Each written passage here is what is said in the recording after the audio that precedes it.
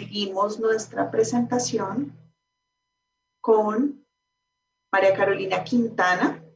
El trabajo de María Carolina se denomina Implementación de correlaciones espaciales y densidades de núcleo para la identificación de carencias en la cobertura del equipamiento urbano de salud. María Carolina es arquitecta de la Universidad Iberoamericana de México, maestra en urbanismo de la Universidad Nacional Autónoma de México, estudiante del doctorado en Ciencias en Arquitectura y Urbanismo del Instituto Politécnico Nacional de México y cuenta con diplomados en desarrollo de proyectos de inversión inmobiliarios, en sistemas de información geográfica con software libre y de código abierto y en administración del desarrollo urbano y ordenamiento territorial. María Carolina, bienvenida. Muchísimas gracias, María Angélica. Déjeme, estoy preparando la presentación. Y les comparto la pantalla.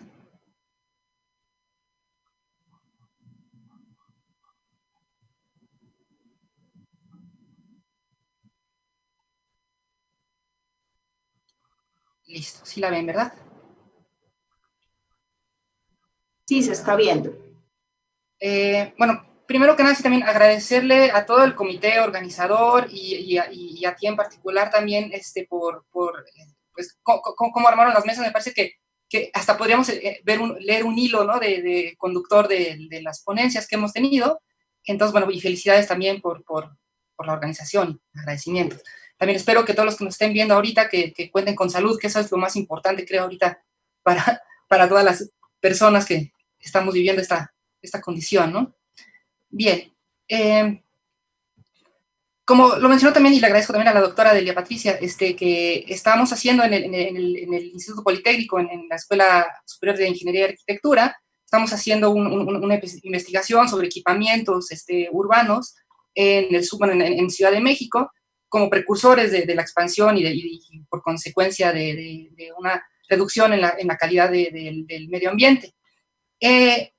Por mi cuenta, cuando estaba viendo estos datos, me llamó la atención precisamente también la localización del equipamiento de salud y de educación, y de esa como observación fue que nació también esta como muy pequeña propuesta ¿no?, como de implementación, esta muy pequeña investigación. Y bien, como un poco de preámbulo, el crecimiento acelerado de las ciudades, digo, en particular mexicanas, pero me imagino que en Latinoamérica tenemos como condiciones muy similares, pero bueno, ha traído como consecuencia la falta de cobertura de equipamiento en las zonas urbanas periféricas, en especial en aquellos asentamientos irregulares cuya ocupación presenta consecuentemente rezagos notorios les mencionaba, en educación y salud. Esto es muy notorio, ¿no?, en Ciudad de México, que es el plano, bueno, son las infografías que vemos ahorita. Y bueno, a nivel federal en México tenemos, como para estar un poco en contexto, tenemos una figura como de ordenamiento territorial que son los perímetros de contención urbana. Estos perímetros de contención urbana lo que hacen es, tienen como una lectura de la calidad de servicios que se proveen en distintas zonas de las ciudades y dividen en 3 perímetros, ¿no?, las zonas metropolitanas o las ciudades, ¿no?, perímetro de contención 1, 2 y 3, y se basan en qué tan bien cubiertas están esas zonas en particular, de tal forma que el perímetro de contención 1, que normalmente es la ciudad central, la ciudad consolidada, pues tiene como una muy buena cobertura de equipamientos. El segundo perímetro es la que tiene buena cobertura, pero ya empieza a presentar deficiencias, y naturalmente el perímetro de contención urbana 3, que además se utilizan para otras, como para otros aspectos de planeación, pero el perímetro de contención 3 arroja justamente las carencias de equipamientos.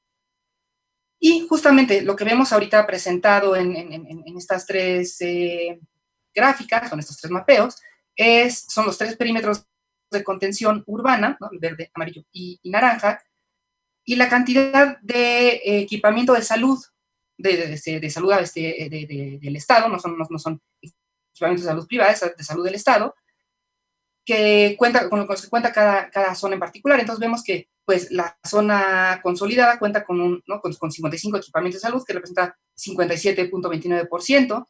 Nos salimos un poquito y baja ese nivel de equipamiento a 39, y justamente, ¿no? el rango grave es este último perímetro de contención, ¿no? Justamente las periferias de la Ciudad de México, que cuentan nada más con 3 equipamientos, y eso representa pues, el 3.23%. Bien.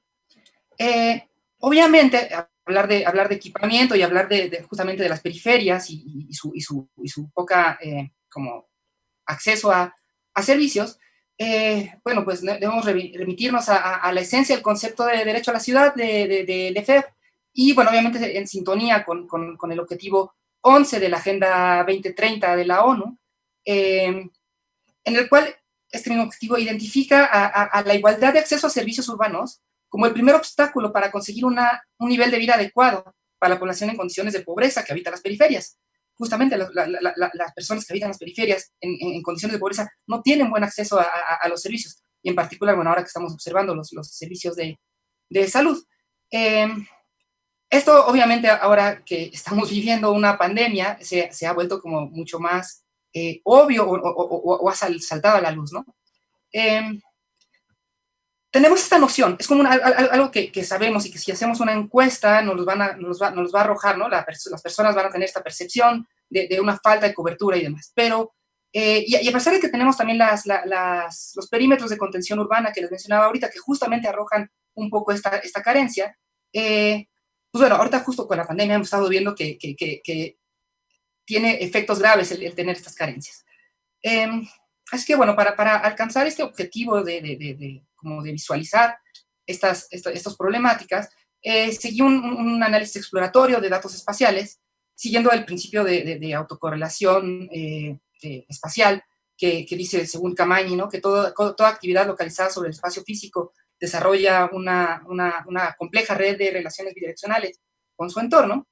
Y justo lo que vemos aquí, bueno, pues en el mapa que tenemos ahorita en la pantalla, son los grados o los rangos de pobreza urbana.